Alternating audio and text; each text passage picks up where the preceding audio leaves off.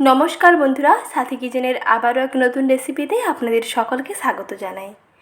আজকের রেসিপিতে দারুণ একটি লোভনীয় পিঠে আপনাদের সঙ্গে শেয়ার করব। আজ আমি বানিয়ে দেখাবো রসকুলি পিঠে। এইভাবে একবার পিঠেটা আপনারা একবার হলেও বাড়িতে বানিয়ে দেখুন, খেতে ভীষণ দুর্দান্ত হয়। আর একবার বানিয়ে আপনারা অনেক দিন পর্যন্ত সংরক্ষণ করে রাখতে পারবেন।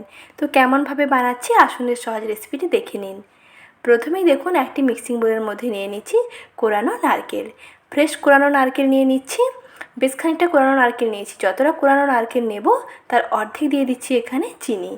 আমি এখানে কোনো রকম পুর তৈরির ঝামেলা ছাড়াই পিঠেটা বানিয়ে দেখাবো। প্রথমেই দেখুন এই বাটি মাপ করে 2 বাটি কোরানো নারকেল নিয়েছি, সেই ক্ষেত্রে এখানে আমি 1 বাটি চিনি দিয়ে দিচ্ছি। চিনির সঙ্গে নারকেলগুলোকে মিশিয়ে রাখবো প্রায় 3 থেকে 4 মিনিট সময় নিয়ে। এতে নারকেলগুলো দেখবেন আগে থেকে অনেকটা মজে যাবে এবং এই যে চিনিটাও অনেকটা গলে যাবে। তবে পুরোটা গলবে না, কিছুটা দানা দানা থাকবে, তাতে দেখবেন পিঠেটা খেতে ভালো লাগবে। আর 2টো এলাচকে একটু থেতো করে দিয়ে দিচ্ছি। আর লাগবে গুঁড়ো দুধ। গুঁড়ো দুধ আপনাদের পছন্দ মতন দিয়ে দেবেন, তবে এখানে 2 টেবিল চামচের একটু বেশি দিতে হবে, তাহলে টেস্টটা ভালো হবে। আর গুঁড়ো দুধ, নারকেল, চিনি এবং এলাচ সব কিছুকে এখন একসঙ্গে ভালো করে মিশিয়ে নিচ্ছি। এইভাবে নর্মাল পুর তৈরি করে আপনারা পিঠেটা একবার বানিয়ে দেখুন, দারুণ হবে। আর কোনো রকম পুর তৈরির ঝামেলা ছাড়া খুব সহজে হাতে একেবারে কম সময় নিয়ে এইরকম পিঠেটা বানিয়ে ফেলতে পারেন। এই চিনিটা একটু পরে দেখবেন খুব সুন্দরভাবে মেল্ট হয়ে যাবে। আর পিঠেটা কামড় দেওয়ার সঙ্গে সঙ্গে দেখবেন রস টপটপ করে পড়তে থাকবে। এই জন্য পিঠেটার নাম হচ্ছে রসকুলি পিঠে। এইভাবে কিছুক্ষণ মিশিয়ে নেওয়ার পরে দেখুন পুর একেবারে রেডি হয়ে গেছে। এখন হাতের মধ্যে অল্প করে অংশ নিয়ে একটু চেপে দেখে নিচ্ছি যে বাইন্ডিং হচ্ছে কি না। দেখুন ঠিকঠাক হয়েছে, অতএব পুর একেবারে রেডি। আর এদিকে পুর থাকলো, আর এদিকে দেখুন আমি ময়দাটা মেখে নিচ্ছি। আমি ময়দা দিয়ে বানাচ্ছি, আপনারা চাইলে আটা দিয়েও বানাতে পারেন। ময়দার মধ্যে অল্প একটু লবণ, অল্প চিনি এবং বেশ খানিকটা সাদা তেল দিয়ে ভালো করে ময়ান দিয়ে নিচ্ছি। 1 কাপ ময়দা নিলে, অর্থাৎ মেজারিং কাপের 1 কাপ ময়দা নিলে 1/4 টিস্পুন দিতে হবে লবণ, আর 1/2 টিস্পুন দিতে হবে চিনি, আর 1 টেবিল চামচ দিলাম সাদা তেল। এখন সব কিছুকে ভালো করে মিশিয়ে নিচ্ছি। কিছুক্ষণ মেশানোর পরেই দেখুন হাতের মধ্যে একটু মুঠো করে দেখে নেবেন, মুঠোটা হয়ে যাচ্ছে এবং অল্প চাপ দিলে বালির মতন ঝুরঝুর করে ভেঙে যাচ্ছে, তাহলে বুঝতে পারবেন ময়ান দেওয়া হয়ে গেছে। এখন অল্প করে উষ্ণ গরম জল দিয়ে মেখে নিচ্ছি। মাঝামাঝি ঘনত্বের একটা ডো বানাতে হবে, একেবারে শক্ত নয় আবার একেবারে নরমও নয়। এর মাঝামাঝি দেখুন একটি ডো বানিয়ে নিয়েছি। আটার খামি একেবারে রেডি হয়ে গেছে। এখন ওপর থেকে একটু তেল লাগিয়ে রেখে দিচ্ছি, এতে ওপরটা ড্রাই হবে না আর এই ডোটা আগে থেকে আরও সফট হয়ে যাবে। প্রায় 2 থেকে 3 মিনিট রেখে দিলেই হবে। এর মধ্যে চিনি দেওয়া আছে, তা সুন্দরভাবে গলে যাবে এবং ডোটা দেখুন খুব সুন্দর সফট হয়ে যাবে। এখন দেখুন আর একবার ভালো করে মেখে নিয়ে এর থেকে লেচিগুলো কেটে নিচ্ছি। সাধারণত আমরা যেমন লুচি বানাই তার থেকে একটু বড় মাপের করে লেচিটা বানাতে হবে। এখন একটি করে লেচি নিয়ে প্রথমে একটি লুচি বানিয়ে নিচ্ছি। লুচিটা একেবারে পাতলা বানানোর দরকার নেই, মোটামুটি আবার খুব পুরুও দরকার নেই। মোটামুটি মাঝামাঝি দেখুন একটা লুচি বানিয়ে নিয়েছি, একদম পাতলাও নয় আবার একেবারে পুরুও নয়। মাঝামাঝি যেমন করে লুচি বানাতে হয় তেমনি করেই লুচি বানিয়ে নিয়েছি। এখন লুচি তৈরি হয়ে গেছে। এর মাঝখানে দেখুন এরকম নারকেল পুর দিয়ে দিচ্ছি।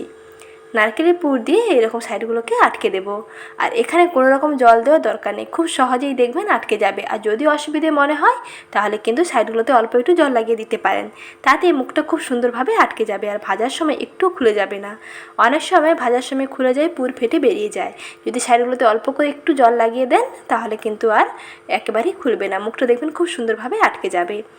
এখন দেখুন খুব সহজেই কিভাবে একটি ডিজাইন দিয়ে দিচ্ছি। প্রথমে এইরকম হাত দিয়ে খুব ভালো করে মুখটা আটকে নেবেন, তারপরে এক সাইড থেকে এইরকম নখ দিয়ে মুড়ে মুড়ে ডিজাইনটা দিয়ে দিতে হবে। একটু হাতের দিকে খেয়াল করুন, তাহলেই বুঝতে পেরে যাবেন। খুব সহজেই কিন্তু এই ডিজাইনটা দিয়ে নেওয়া যায়, কোনো রকম কষ্ট হবে না, খুব সহজেই দিতে পারবেন আর যে কেউ এটা বানাতে পারবে। আর আপনারা বাড়িতে একবার এইভাবে ট্রাই করে দেখুন, দেখবেন খুব সহজেই বানিয়ে ফেলতে পারবেন। দেখুন বন্ধুরা কত সুন্দর লাগলো এই ডিজাইনটা। আর এই ডিজাইনটা কেমন লাগলো কমেন্ট সেকশনে অবশ্যই একবার হলেও জানাবেন। আর আপনারা বাড়িতে একবার ট্রাই করুন, খুব সহজে এইরকম একটি ডিজাইন দিয়ে নেওয়া যায়। পুলি পিঠায়ও এইভাবে ডিজাইনটা বানাতে পারেন। পুলি পিঠে বানাতে গেলে এইরকম ডিজাইন দিয়ে বানাবেন, দেখতে সুন্দর লাগে। এখন দেখুন পিঠে একেবারে রেডি। এক এক করে এইভাবে সমস্ত পিঠেগুলো বানিয়ে নিচ্ছি। দেখুন বন্ধুরা পিঠেগুলো দেখতে কতটা সুন্দর হয়েছে। এইভাবে আপনারা খুব সহজেই বাড়িতে একবার এই পিঠেটা ট্রাই করে দেখুন।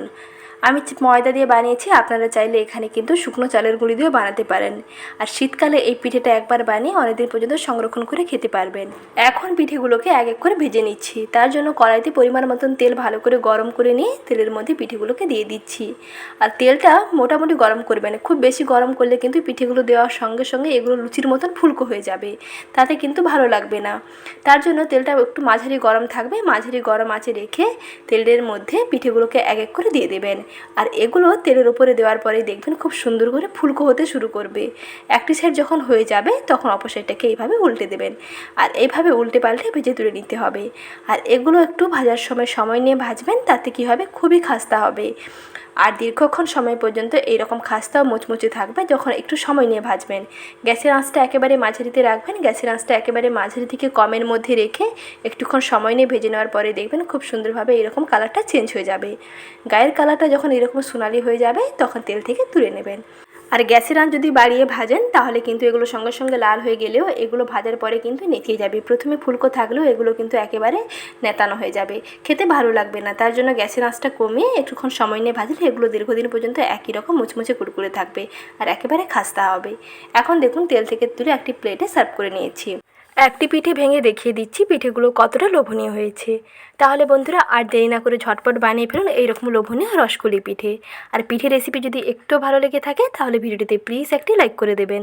আর চ্যানেলের নতুন দর্শক বন্ধু হয়ে থাকলে চ্যানেলটিকে সাবস্ক্রাইব করে পাশে থাকা বেল আইকনে অল বাটনটি প্রেস করে দেওয়ার অনুরোধ থাকলো। ভালো থাকবেন, সুস্থ থাকবেন, আবারও শীঘ্রই হাজির হব নতুন এক রেসিপি নিয়ে। ধন্যবাদ।